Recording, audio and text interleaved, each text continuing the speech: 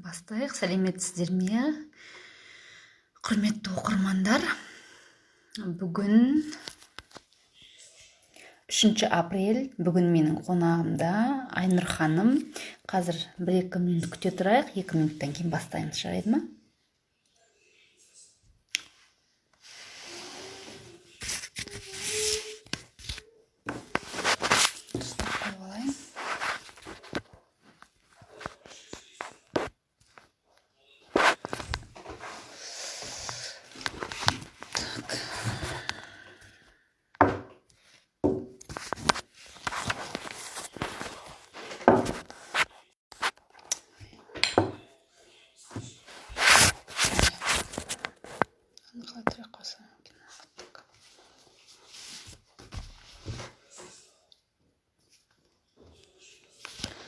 Қазір уақыт болсын, 1 минут қалды. Содан кейін кісі келеді. Мен өзімді таныстырып өтейін. Бірінші алдымен құрметті менің инста достарым. Менің есімім Матханова Мөлдір. Мен негізі мамандығым дәрігер. Қазіргі таңда баламен декреттік демалыста отырмын. Және де Инкрузис компаниясының веб-партнері болып табыламын, бизнес-партнерімін. Қазіргі таңда үйде отырып онлайн бизнес жасап жатырмын. Қазіргі болып жатқан жағдайға байланысты әлемдегі онлайн бизнес нағыз таптырмас жұмыстың бірі болып табылады. Тек қана балалы адамдар үшін емес, қазір барлығымыз үйде отырмыз және материалдық жағдайымыз жағынан, яғни кішкене болса да проблемалар болып жатыр, өйткені барлық жұмыс тоқтап тұр, барлық мероприятиялардың бәрі тоқтап тұр. Сондықтан көп адам қазір қаржы тапшылығын өздері сезініп жатыр. Сондықтан біздің компания оларға керемет мүмкіндік беріп отыр. Онлайн жұмыс, үйден шықпай-ақ жұмыс жасауға мүмкіндік. Сондықтан біздің эфиріміздің соңына дейін болыңыздар. Өте күшті ақпараттар аласыздар біздің компания туралы, вообще онлайн бизнес туралы. Сондықтан до конца болыңыздар. Уақыт болды ма? Болды. Қазір достар кіретін шығар қазір. Айнұр ханым, естіп тұрсыз ба? Естіп тұрсаңыз, запрос жіберсеңіз.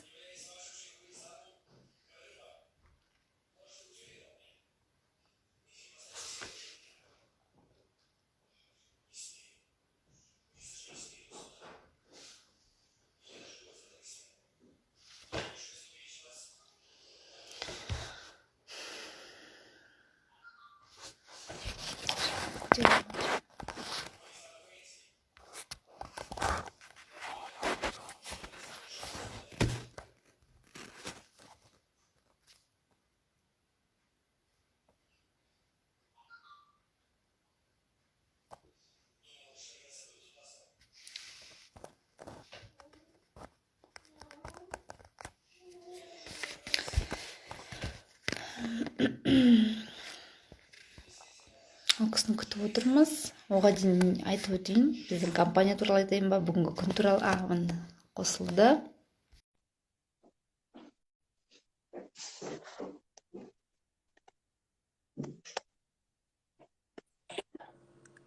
Сәлеметсіздер. Ассалаумағалейкум, қалай жағдайыңыз, Мөлдір ханым? Аман есен. Өзіңіз қалайсыз? Жұма мүбәрәк болсын. Шүкір Аллаға, шүкір.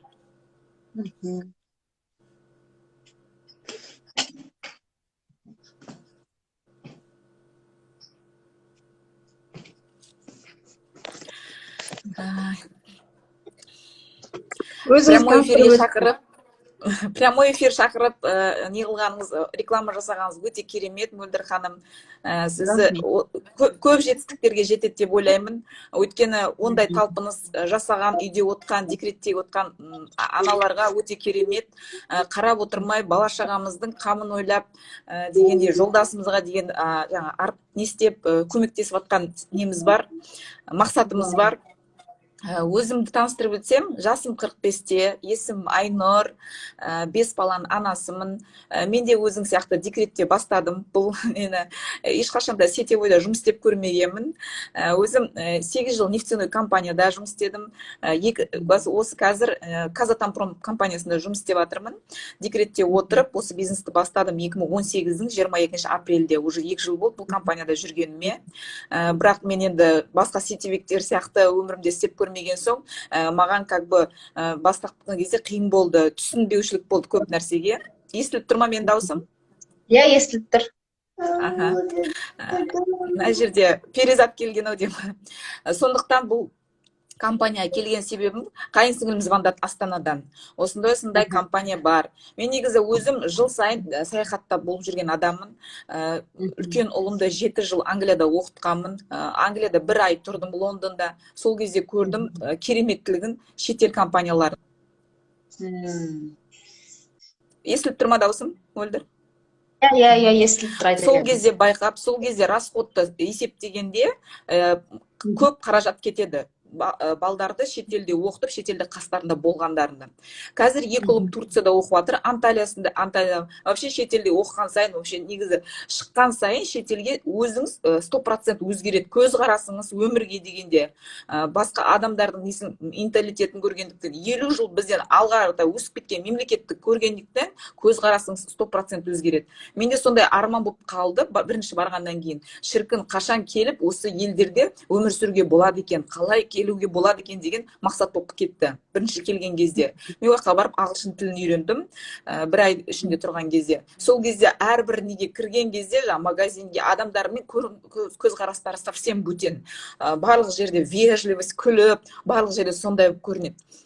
Сосын барып, енді қайын сіңілім айтқаннан кейін, давай көрейін дедім. Сөйтіп сайтты изучать ете бастадым. Изучать етіп қарасам, действительно бұл жерде 50-30% жеңілдікпен демаласыз. Просто кірген кезде клубқа кір, бұл клуб закрытый, да? Закрытый клубқа кіресіз, тіркелген кезде сізге 50-30% саяхатты тегін болады. Еще бір шыққанда бірнеше мемлекетті көріп, бірнеше нені көріп қайтасыз, қаланы көріп қайтасыз. Сөйтіп 1 жыл үйде отырдым, балам 4 айлық мен кірген кезде. Сосын күйеуіме айттым, енді айтып ол қарсы болды. Ол не нәрсе, мен сенбеймін ондай нәрсеге деп. Онда қоя бер, мен өзім көрейін дедім, байқап көрейін. Сөйтіп жаңағы не қылдым, 1 жылдың ішінде мен оны шетелге саяхатқа алып бардым. Италия, Испания, Франция, 3 мемлекетті үйде отырып бизнесмен күйеуімді алып бардым. Бизнесмен күйеуім менің всю жизнь, когда не қылып жүргенде, жыл сайын Турцияға ғана апарады. Менің сені мен Европаның 3 мемлекетін көрсетіп әкелемін, сен үйде отырып қалай істедің сен деп, ол таңғалды маған. Қалай істедің деп. Осылай болды. Тегін алып бардым. Жаңағы 24-тегі ұлымды алып бардым, и 1 жастағы қызымды. Барлығымыз бір каютада болдық. Аяғымыз түскеннен бастап кемеге барлық 24 сағат тамағымыз тегін болды. Сосын развлекательный центрлар болды ішінде. Боулинг, жаңағы бассейн крытый, открытый, жаңағы кешке жақын ресторандарда күтеді. Сосын тамақтар енді вообще сөзбен жеткізе алмайсың. Оны көргеннен кейін вообще азында тұрасың, еще балконмен алдым. Мен білем да күйеуімнің шамал капризный екенін. Специально балконымен сондай керемет каютасын алдым, қымбаттауын. Сөйтіп ашқан кезде, азанда таң атқан кезде күнде новый қала, новый мемлекетке келесіз ғой. Бірінші күні біз Пальма де Майорка островына болдық, испанский. Өмірінде атын естімеген қалаларды көріп қайттық, Барселонаны көріп қайттық. Сөйтіп екінші күні Генуя, итальянский қалаларды шығып пицца жеп, қалада күндіз тұрады лайнер, кешке жақын кеменің ішінде боласыз. Кеменің ішінде енді отель на воде, целый, даже талға дейін егіп болған, тал, шөпке дейін егіп болған, барлық жағдай жасалып болған. Кішкентай балаға да, үлкен адамға да. Кішкентай қызымды, 1 жастағы қызымды алып барған, ояқта нянькілер тегін. Мысалы, Турцияда бізде нянькілер тегін емес, обязательно плата. Бұл жерде сіз тастап кетесіз, мысалға 4 айлық, 5 айлық баламды болсаңыз, тастап кетесіз да, өзіңіз қаланы аралап келсеңіз болады. Или кеменің ішінде өзіңіз демалып жүрсеңіз де болады. Ресторанға кіреміз ғой, кішкентай бала жоқта жылап атқан. Сөйтсем барлығы тапсырып келеді екен, садик сияқты жерге. Қолдарында телефон береді, мынандай кішкентай. И жыласа, нянька звондайды. Сіздің балаңыз алып кетуіңізге болады, осындай уақыт болды деп. И баланы алып келесіз. И ол баланы тастаған жерді көрсеңіз енді қымбат чиковский ойыншықтары, жаңағы нелері, жаңағы жағдайды енді күшті жасап қойған бассейндер бар. Бірақ енді бассейнге өзіңіз рұқсат берсеңіз ғана түсіреді, рұқсат бермесеңіз түсірмейді. Қолдарында несін байлап қояды, жаңағыдай несін. И сонымен біліп отырасыз. Енді үлкен ұлым, оған да не болды, күшті болды. Ол ночной клубтарына бара бастады. Ішінде ночной клуб бар кешке жақын. Сосын біздің возрастқа енді театрлар бар. Енді барлық көре береді, ол театрды тіл түсінбейтін еш нәрсе жоқ ол жерде. Енді жаңа лайнердің кереметтілігі соншалықты біз енді вообще таңғалып келдік. Сосын шыққаннан кейін қалаларды көре бастайсың, шығып қаланы көре бастайсың. Бір қалада біз ярмарка книг көрдік. Вообще шетелдің адамдар кітапты көп оқиды екен. Негізінде осы компанияға келгелі менде біраз өзгерістер болды. Үш дүниемде негізі вообще өмірге деген көзқарасымызды өзгертті. Мен алдында негізі ойлайтын тұғым ішімнен, осы бала шағамның қасында отырып істейтін бизнес болса екен деп ше, потому что мен жұмысқа шыққым келмеді. Мен 8 жыл ана компанияда істегеннен кейін, нефтяной компания, ояқта уже определенный уақыт, енді мен жасым 45-те болғаннан кейін, уже менің возрасттағы адамдарым барлығы бастықта, начальник отдела, бір нәрсе. И сосын мен біреудің подчинениесін істегім келмеді да. Енді мало того, что мен күйеуімнің подчинениесінде үйдемін, еще барып біреудің подчинениесінде тағы да істегім келмеді да. И сөйткен кезде мына басқа Казатомпромға келген кезде бұл жерде де менімен жасты қыздар, начальник отделы қағазды лақтырады, дұрыс емес, деп ше. И вот іштей ашуланатын тұғым, үйімде отырып бала шағаммен отыратын жұмыс болса екен деп ше. И сол компания келіп тұр маған, осы компания сол үшін келді. Қазір үйде отырып, мен ешкі маған бастық емес, өз-өзіме бастықпын. Қай кезде шыққым келеді прямой эфирге, қай кезде адамдармен сөйлескім келеді, сол кезде бастай берем жұмысты. И бұл жерде мысалға рост бар. То есть сіз іштей өзіңізді тәрбиелейсіз, адамдармен сөйлеу қарым-қатынасын жақсарту үшін. Бір жағынан өзіңізді жаңағы не істей бастайсыз. Жаңағы шетел көрген кезде бүкіл отбасыңызды алып кете аласыз. Екінші поездкеге мен екінші ұлымды алып кеттім. Персидский залив, кеше Ерасыл деген ұлымды алып кеттім. Ол Турцияда оқып жатыр, мен Турциядан алдыртып, Дубай, Абу-Даби, Касап, Доха, Катар. Доха мемлекеті өте ұнады маған. Катар мемлекеті, Доха қаласы. Өте бай мемлекет екен. Еще правительницасы әйел адам екен ол жерде де. Муза деген шейхтың екінші әйелі. Мысалы, соның бәрі тарих қой, мысалы, соның бәрін біз білмейміз, қалада отырамыз да білмейміз жан жақта не болып жатқаны. Бұл жерде уже сен байланыстасың. Тем более бұл компания 180 мемлекетке таралғаннан кейін сен қайтадан байланыстасың. Сен уже бір мысалға үйде отырып, қазір мысалы біз не жасап жатырмыз ғой, Инстаграм арқылы айтып жатырмыз, бізді бөтен мемлекеттің адамдары көруі мүмкін да, и соларда мысалы қосылуы мүмкін. Мысалы Қырғызстанның қыздары бар.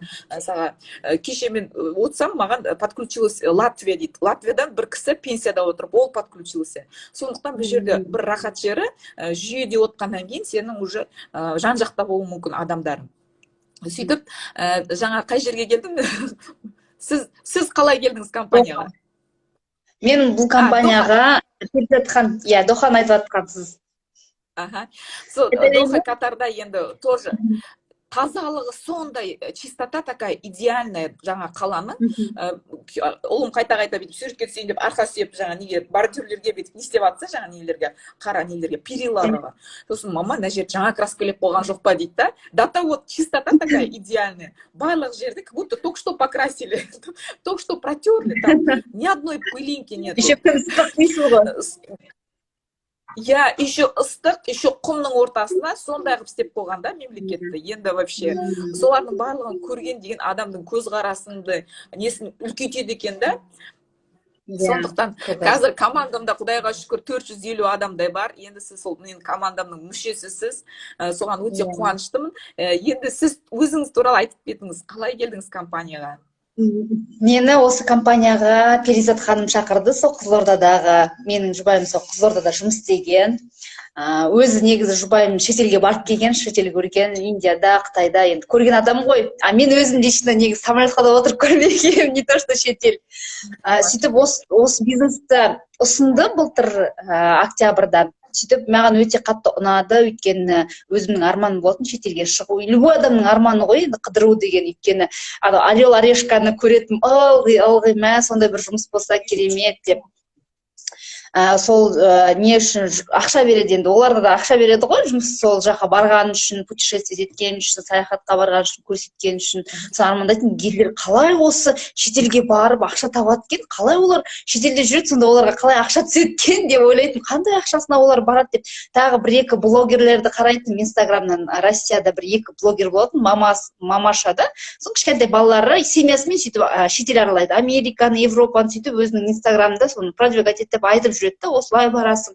Ойлайтын, осылар семьясымен бәрі қыдырып жүр, ақша қаяқтан келіп жатыр, не жұмыс істеп жатқан жоқ деп. Кейін осы компанияны айтқаннан кейін мен сразу өзім ұқтым, то что бұл маған просто так келе салған жоқ, случайности не бывает дейді ғой, барлық нәрсе біздің өзіміздің арманымыз бір нәрсеге әкеледі деген. Осыны айтқан кезде мен прям көзім жанып, ойбай, натура менің іздеген затым ғой деп осы компанияға тіркелдім. Өте қатты ұнады. Бұл компанияға келгеннен кейін вообще басында онша білмейсің ғой, қалай кіресің, чаттарында отырасың, күнделікті достижениелерін көресің, адамдардың қайда барып жатыр, не істеп жатыр, уже адамның өзінің ой-өрісі дамы бастайды. И мен осы уақытқа дейін нормально бір кітап оқымайтын, если честно ше, даже мектеп кезімнің өзінде мысалы әдеби кітаптар оқымайтынмын ғой, басын бастаймын, аяғына жете алмай тастап кетемін. Қалай бұл жерге келдім, кітапқа деген сүйінген, нем ашылып, кітап оқып, жан дүниемізді байытып жатырмыз.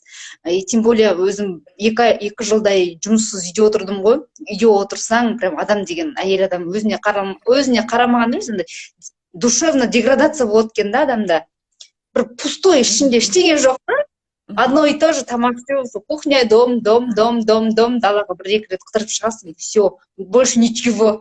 А бұл компанияға келгеннен кейін душевно развитие өте керемет. Қазірдің өзіне, например, көріп отырсыз ғой, таңертең мысалы қандай топ лидерлермен танымайтын адам болса да, через интернет күнде бір адамның жаңалығын, күнде бір адамның өзінің историясын естисің. Одан кейін бұдан бөлек медитация, өмірімде медитация жасамаған, осы инклюзивтің арқасында медитацияның не екенін білдім. Одан кейін барып йога жасамағам, йоганы армандайтын, йогаға барсам деп, уақыт болмайды да бұған. Йога жасап үйреніп жатырмыз. Осындай өзгерістер. Тегін жасап жатсың. Бәрі тегін, қаншама нелер жаңағындай, не деуші еді, тренингтердің өзі қымбат тұрады ғой, простой тренингің өзі 10-20 мың сондай доллар, даже знаменитый адамның тренингтерін бізге тегін үйретеді. Это очень. Сосын жаңағы реклама жөнінде, мысалы таргетинг реклама, оның барлығын, мысалы мен өзім до этоваға осы компанияға келмей жатып өзім қызығатым, сол интернетпен қалай, олмен үйде жұмыс жасауға болады ғой. Соны бір неден компаниядан сұрасам 50 мың теңге дейді, 10 күндік курс. Осы инстаграмға қалай таргет жіберу туралы үйретеді. Соны оқыту деп армандап жүрсем, осы жақта келіп бесплатно үйрендік қой, осы жаққа келіп 50 мың да бермей-ақ, 1 тиын да бермей-ақ. Осындай керемет өзгерістер болып жатыр, әлі де өзгерістер болады. Еще бір айтайын деген, осы компанияға ең бірінші кірген кезде менде осы Алматыда Салима деген кісі болды да, и андай круг жизненный круг дей ма, бір не бар екен ғой, круг жизненного, қазір айтам, домалақ сызасың да, и сол жерден белгілеп кенсің. Не деп атын ұмытып қалдым соны ше. И өзің белгілейсің, мысалы 1 мен 10-ның арасында сенің состояниең, мысалы ақша жағынан, семья жағынан, душевный жаңағындай не жағынан, соны мен сызған кезде өзім таң қалдым ғой, масқара, ужас қой деп. Бірақ соның бөлігі менде нормально болса, қалған бәрі 5 ұпайға жетпей тұрды. Сосын сол кісі жаңағы саяхат жағынан, осы кругты жоғалтса, 1 жылдан кейін өзіңді салыстырасың, давай енді осы минус жағымен өзіңді развивать ет деді. Сол именно сол кругтың ішіндегі барлық зат біздің компанияда бар екен да, мен соны ұқтым. Путешествие, заработок, жаңағындай духовный рост, одан бөлек жаңағы семейный, мысалы, радость дейді ғой, семья, дети, родители, оларды қалай қуантуға болады. Оның бәрі осы біздің компанияда күнде көріп жатамыз ғой, папасына машина алып беру, өзіне үй сатып алу, әке-шешесін шетелге қыдырту. Енді біздің компания вообще шынымен де айтады ғой, исполняет желание, инклюзивпен барлық армандар орындалады екен. Осындай менің оқиғам. Керемет, өте керемет. Молодец, Мөлдір. Барлығына ақпараттың бәрін қарап жүргенің өзіңе де байланысты. Сол ғой жаңа.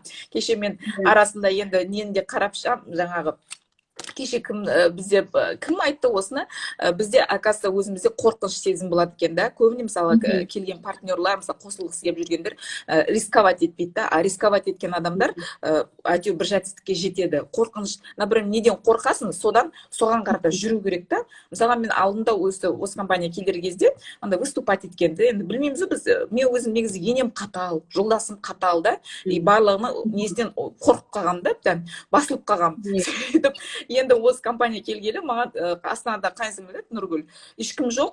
Апрельдің 22-сіне тіркелген кезде Қызылордада ешкім жоқ. Вообще Қызылордада ешкім жоқ. Давай, Айнұр, презентация жасайсың дейді. Я говорю, как мен презентация жасай аламын? Мен жасай алмаймын.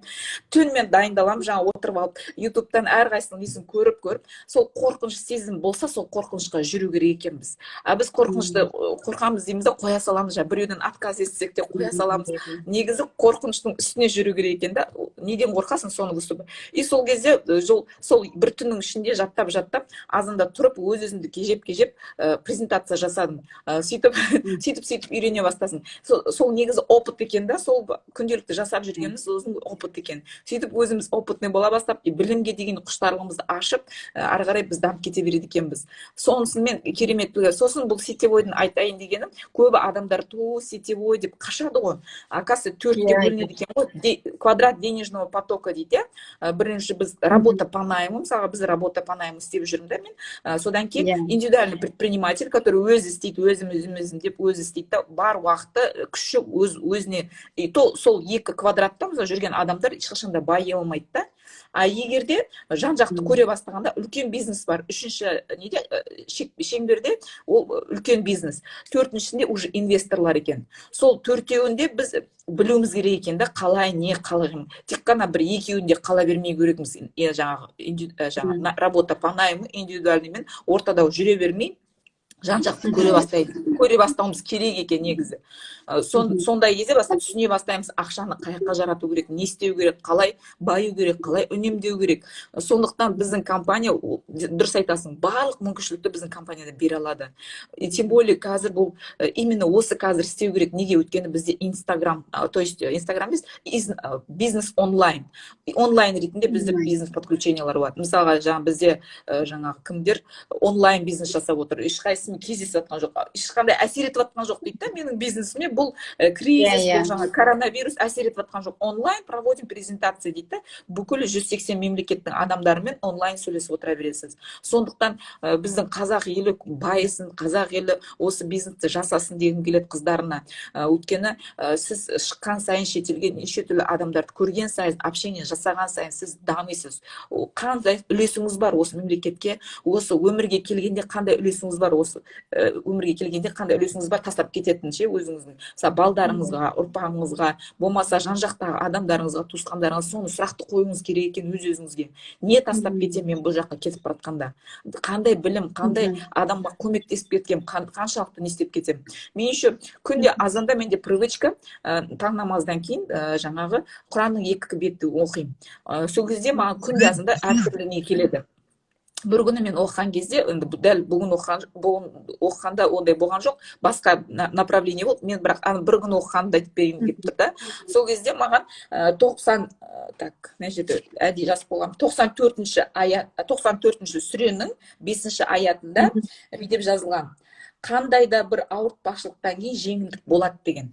Мысалы, қазір кеп тұрған ауыртпашылықтан кейін обязательно жеңілдік болады. И ол керемет жеңілдік болады. Негізі қатар жүреді екен да, біз оны көрмейді екенбіз. Сондықтан мен қазір істеу керек бизнесін деп айтып жатқаным сол. Қиыншылықтың арасында араб тілінде переводтағанда бұл жерде қазақша кейін деп тұр ғой, негізі кейін емес, бірге жүреді екен. Қиыншылық пен жеңілдік бірге жүреді екен, бірақ біз қиыншылыққа фокусируемся и біз көрмейміз жеңілдікті. Сол жеңілдікті көре білуіміз керек екен, я. Сол жеңілдіктер қазір қасында жүр. Сол жеңілдіктер қазір осы онлайн бизнес жасау, дәл қазір жасау керек. Осы 90-шы жылдар, сіздер білесіздер ма, білмейсіздер ма? Осында крах болған кезде, бәрі неғыватқан кезде байытындар, мысалға, возможность көп тұрғандар, көздері ашықтар байып кетті. А кедейлер сөге қалды кедей болып. Сондықтан осы қазір бизнесті жасап, осы қазір істеуіміз керек. Қыздар, жігіттер, мөлдір жақсы лидер болады сіздердің командаларыңызда. Біз сіздерге барлық нәрсені көрсетеміз, қалай жасау керек бұл бизнесті не істеу керек бұл бизнесте. Енді подробный компания туралы Мөлдір өзі айтып өтеді, кейін сіздер жеке өзінің директісіне жазып жіберіңіздер.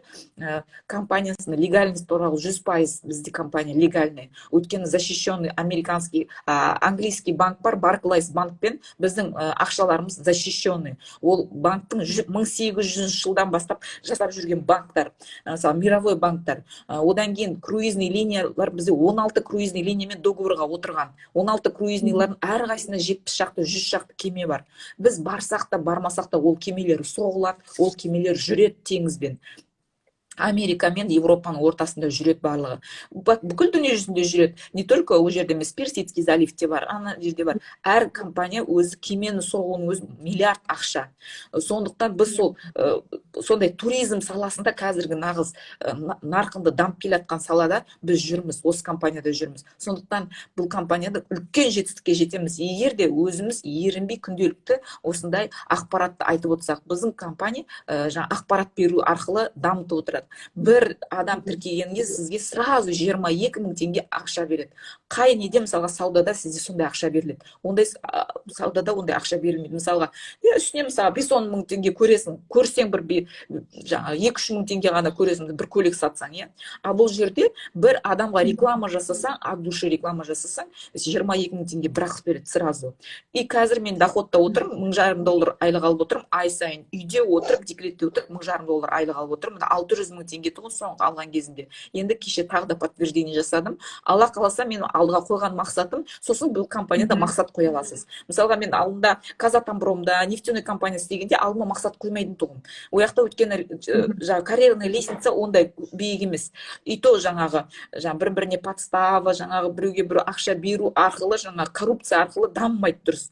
А мына жерде Құдайдың рахаты. Өз-өзіңді дамытып, пожалуйста, қандай рангке шыққың келеді? Бірінші ранг $300 айлыққа шығып алсаңыз, маркетинг директор. Екінші ранг, мысалы, $1,000, 100 адам командаңда болса, $1,000 айлыққа шығып кетесіз, иә? $1,500.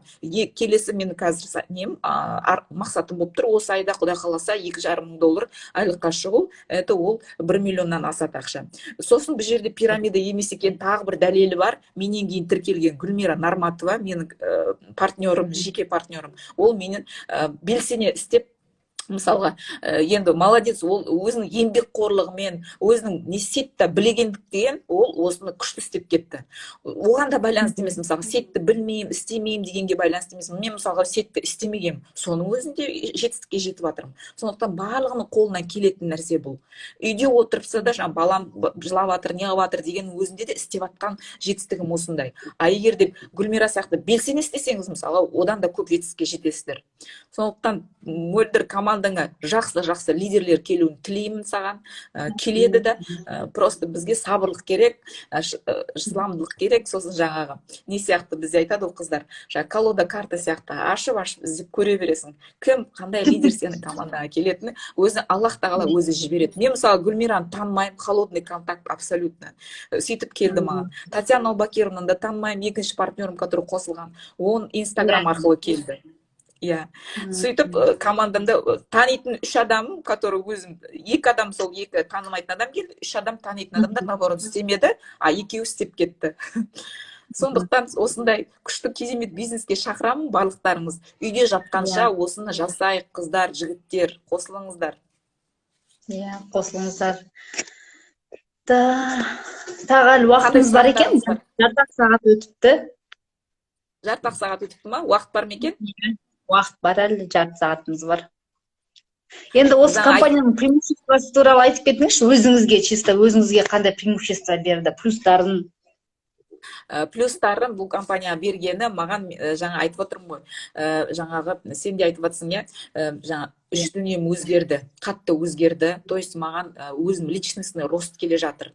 Бір жағынан мен алдында бір отырыста мен байқадым, который мен қайнағалармен де былайынша ауқатты да, байда біз ауылға барып отырмыз, ауылда бір молда сөйлеп жатыр да. Молданың айтқан әрбір сөзі тамаша болды да, и соны ешкім тыңдамайды. Мені ауқатты қайнағаларым тыңдамайды ананы. Сонда ішімнен ойлап жатырмын да, неужели молдалық білімім бар, мысалы сондай нем бар, и мені ешкім тыңдамайды. А бұл жерде сен байыған сайын сені тыңдай бастайды екен. Сонысын байқадым. Сен іштей материалдық жағдайыңда байы бастаса, сені адамдар тыңдай бастады. Тыңдай бастағаны маған енді қазір қажет. Сосын қанша мен достар бұяқтан таптым. Мысалы, Гүлмираның өзін танымаймын, қанша дос таптым бұл жерде. Сосын постоянно жаңа айтып отырсың, сен даму деп ше, іштей дамыту, постоянно өзін дамытып жүресің. Сол да маған плюс болды бұл компанияда. Сосын қорқыныш сезімдерімді жоғалта бастадым. То есть алдында қорқатын едім ғой біраз нәрседен. Анау ұят болады, надан ұят болады, анау не айтады, мынау не айтады деген сияқты. Соның барлығы қазір кетті. Қорқыныш сезімді кетіп баратыр постепенно. Енді постепенно өскен сайын сенің рангың да өсе бастайды. Сен өзің өскен сайын сонда ранг та өсе бастайды. Соның үшін мен компания ұнады. Сосын барып балдарымның мен көзқара жаңағыдай 7 жастағы қызымды Персидский заливке алып бардым ғой. Енді ышқынып қуанғанын көргенде көзіме жас келді. Енді сол кішкентай балдарымды өзімнің қасыма ерген балдарымды шетелге апарған кезде олардың көзқарастарын өзгерткенін, жаңа расширение болғандарын, ағылшын тілге оқуына ықпал етті, мысалы қызымды. Ол да мені қатты қуантты, ол да жақсы өзгеріс болды. Мысалға біз әйтпесе, мысалы күйеуім тауып отырып күнде жаңағы арасында Турцияға барып тұратын болсақ, ондай мүмкіншілік болмас еді. Мысалы Турциядан ол үйренбесе де ағылшын тілді үйренгісі келмес еді. А бұл жерде мысалға қандай мемлекеттерге барып тұрып, сол кезде уже ықпал етіп жатыр. Қызым шетел тілін үйренуге. Екінші жаңа маған келген жетістігі. Сосын күнделікті жаңағы бір істейтін бір ісің бар. Жаңа декретте отқандай сөз айттың ғой, үйде отырып жаңа өз-өзіңді істегеннен басқа мына жерде қанша таныстарың бар, қанша нелерің бар, дамытуға өте көп не. Менде де жаңа кітапты аз оқымайтын, бұрыннан бері кітап оқыған жақсы көремін. Бірақ бұл жерде енді кәдімге не жаңа қалай прибыль әкелу керек кітаптарды оқи бастадым. Құранды да оқи бастадым. То есть материалдық жағдайды да и духовный жағымды дамытуға белсене кірісе бастадым. Сондай болды. Иә, сондай өзгерістер болды. Сіз өзіңіз бұл компанияға Нұргүл тәте шақырды ғой, иә? Иә, Нұргүл шақырды мен өз компанияға. Нұргүл қайынсіңлілім менде. Мысалға сосын бар тағы айтқым келетін мысалы қазір. Иә. Айта беріңіз. Просто мен жаңа айтқым келгенім, қазір коронавирус болып жатыр, мынандай қорқыныш сезім адамда үрей бар ғой қазір, иә, денелерінде. Мысалы соны енді алдында да оқып шыққам, Джон Кеханы ше, подсознание может все дегенді. И сол кезде меняйте свое отношение к проблемам дейді да. Мысалға біз сол ауруды ойлай бастасақ шақырып аламыз өзімізге. Сондықтан ауруды ойламау керек, именно бизнесқа концентрироваться ету керек, басқа жақсы нәрсеге концентрация жасауымыз керек. Сол кезде оны біз бәріміз дұға етіп жатқан сияқты жақсы нәрсеге бұрып жүреміз. Өзіміздің ойымызбен біз бәріміз бірге болсақ, мысалға жаңағы айтып жатыр топ лидерлер, барлығымыздың ойымыз жақсы нәрседе болу керек. Жақсы нәрсе болған кезде біз соны жақсы нәрсені бүкіл мемлекет, бүкіл қазақ елімізге шақырып аламыз. Сондықтан барлығымыз позитивте жүруіміз керек, позитивке өзгертуіміз керек мышлениемізді, іштегі ойымызды, басымыздағы ойымызды. Болса да біз ешқандай көмек істей алмаймыз, иә, мысалы, болса да біз ешқандай өзгерте алмаймыз бұл ситуацияны. Келіп тұр, значит, біз қабылдап, просто ойымызды өзгертіп отыруымыз керек. Анадан бір қорқыныш сезім болмай, ойымызды жақсы нәрсеге өзгертіп отыруымыз керек. Соны айтқым келеді енді. Иә. Дұрыс, өте күшті. Қандай ақпаратпен бөлісуге болады? Сосын жаңалықтар туралы. Иә, сол жаңағы айтайын деген. Қазір мысалға глобальный өзгеріс болып жатыр. Енді бұрынғыдай болмайды, қазір барлық нәрсе өзгереді. Енді былай қарап отырсаң, действительно, біраз нәрсе өзгерейін деп тұр. Бір-бірімізге деген көзқарасымыз өзгереді. Адамдардың, мысалға, жаман ойдағылар адамдар, мне кажется, не қылады, азаятын сияқты. Қазір бәрі, действительно, жаңа век информации дейді, информационный век келе жатыр. информация қазіргі таңда жұмыс андай қара күштің жұмысы емес, информация көп ненің қаражат тұрады ғой. Былай қарап отырсаң, мысалы, жұмыс істейсің, біздің бұрынғыдан мысалы үлкен поколение дейікші, мен жаспын ғой, оны түсінесің, үлкен поколение, социализмдегі поколение, олардың несі, восприятиясы былай, көп жұмыс істесең, көп ақша табасың да, например. Мектеп кезінен бастап оны үйретеді, ойбай, мектепте жақсы оқы, жақсы бітір, одан кейін бір жақсы жұмыс орнына тұрасың да, жақсы айлық аласың дейді. А қазіргі мынау 21-ші ғасырда ондай емес, мен өзімізді көріп отырмыз, мысалы, блогерлер, қаншама осы именно желіде, именно интернет, қазір интернет өте тез дамиды ғой, чем адамнан гөрі. Интернет арқылы көп қаражат табуға болады. Сол сияқты мен мысалы қаншама блогерлерді көріп жүрмін да, Инстаграм арқылы қаншама ақша тауып жатыр. Олар мысалы қара жұмыс істеп жатқан жоқ, қатты не жұмыс жасап жатқан жоқ, мысалы еңбек етіп жатқан жоқ та, енді еңбектері чисто осы через интернет арқылы, сөз арқылы реклама, тоже олардың да жұмыстары реклама жасау. Олар да біреудің бір товарына реклама жасайды да, сол үшін ақша алады. Точно то же самое біздің жұмысымыз ғой, енді реклама жасаймыз, сол рекламный агент, сол үшін ақша аласың. И тем более желі, нәрсе желі арқылы дамып жатыр. Мысалы, чисто самый, мысалы, қарапайым өзіміздің банктарымыз болсын, қарапайым, мысалы, өзіміз киінетін брендовый магазиніміздің өзі болсын, даже самый, солардың барлығы через сеть арқылы дамиды. Егер сенің сетің болмаса, это просто әшейін күнделікті өзіңнің өмір сүруіңе ғана ақшаны ала аласың, болды, ары қарай жұмыс істей алмайсың. Егер сен сет құрсаң, любой сферада сет құратын болсаң, онда ақша саған жұмыс істейді. Ол үшін Қазақстанда да бір жақсы жері еще международный да, бүкіл әлемге шығасың. Любой жерде, мысалы, танымайтын көріп жүрміз ғой. Дұрыс айтасың. Партнерларымыз шетелге барған кезде мен тағы бір таңқалатыным, сол шетелдегі біздің партнерларымыз, например, танымайсың ешкімді. А былай өзің барсаң, олар ешкімді танымайсың болсаң, сен бір отельге барып орналасасың, ешкімді танымайсың, бір басқа бір ортаға түсіп кеткендей сезім болады да, отторжение. Ал біздің компанияда любой мемлекетке бар, обязательно, мысалы, общий чатқа жазып жіберсең, мен осындамын, кім бар біздің партнерлардан десең, барлығы құшақ жая қарсы алып, өзіңмен танысып, сол мемлекетті көрсетіп бергеніне мен өте қатты қуандым, как будто бірге туған бауырың секілді. Одна семья. Соны мен тағы бір көзім жетті, алдында бір кімдер Нью-Йоркқа барды ғой, біздің GoPro-ға. Гаухар Айбарова. Да. Сол GoPro-ға барған кезде сол біздің Лос-Анджелестегі партнерларымыз оларды күтіп алып, Лос-Анджелесті көрсетіп, енді керемет қой, ондай жерде басқа жерде жоқ, например. Туысқандарым барлық мемлекетте емес қой, бүкіл Қазақстанда болған күні менде. Дұрыс айтасың. Қызықтым мен, қандай керемет деп ше. Сосын біздің компания, біздің бизнестің өзінде ең тағы бір плюсы, барлық адам сенің жетістікке жеткеніңді қалайды. Зависть деген жоқ, былай өмірде зависть өте көп.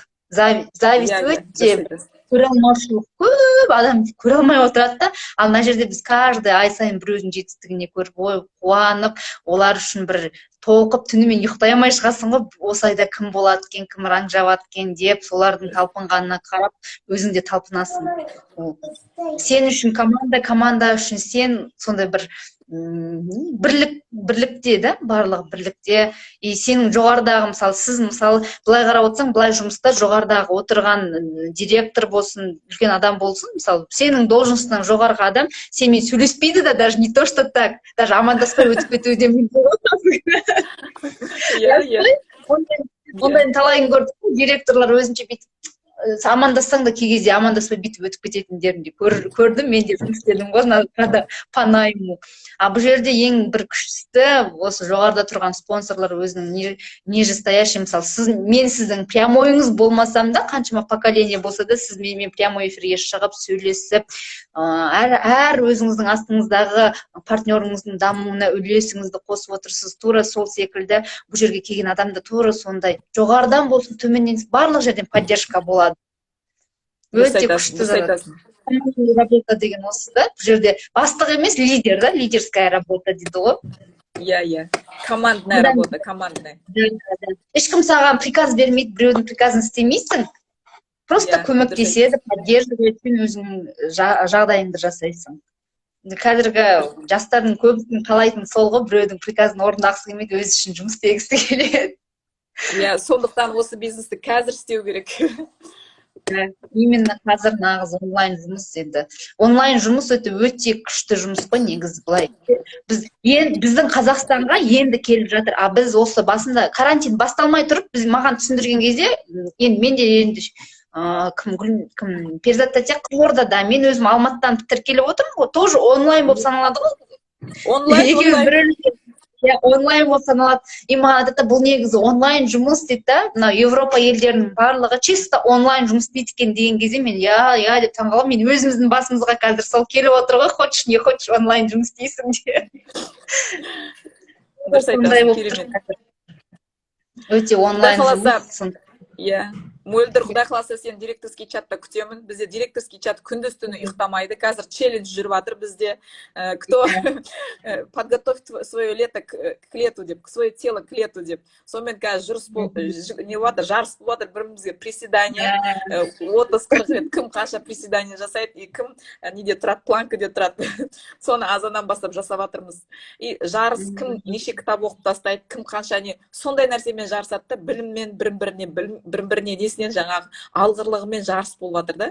Сондай күшті нелер болып жатыр. Именно үйде отырып істейтін нәрселерді. Керемет. Сондықтан, иә.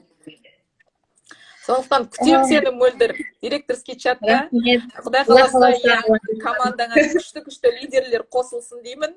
Алла қаласа қосылады. Мен оған сенімдімін. Барлық жақсылық тілеймін. Көрермендер, қосылыңыздар мөлдір ханымның командасына. Жақсы, сау болыңыздар, жақсы көремін. Мен де. Завершить.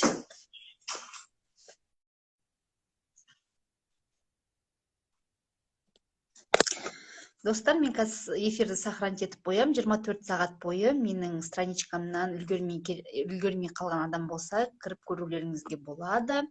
Барлықтарыңызға рахмет. Осы уақыттарыңызды бөліп, біздің прямой эфирді көргендеріңізге. Егер сұрақтарыңыз болса, менің дайректіме шығып, жеке сұрасаңыздар болады. Қайырлы кеш.